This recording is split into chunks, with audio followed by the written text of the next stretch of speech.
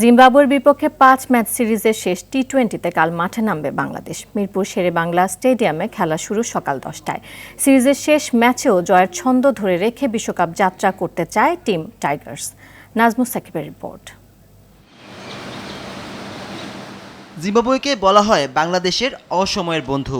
যখনই টাইগাররা ব্যর্থতার চাদরে ঢাকা পড়ে, তখনই জয়ের ছন্দ ফেরাতে বাংলাদেশে আগমন ঘটে রোডিশিওদের।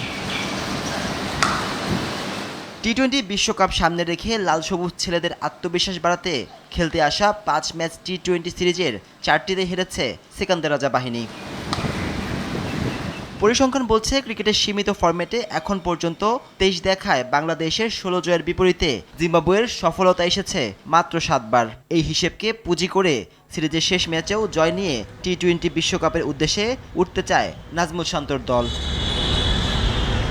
তবে বিশ্বকাপের আগে নিজেদের শেষ সিরিজেও টপ অর্ডার ব্যাটারদের ছন্দহীনতা চিন্তার ভাঁজ ফেলেছে টিম ম্যানেজমেন্টের কপালে। মিরপুরে শেষ টি-20তে সেই চিন্তা থেকে কিছুটা মুক্তি পেতে দায়িত্বশীল ব্যাটিংয়ের প্রত্যাশায় টিম টাইগার্স।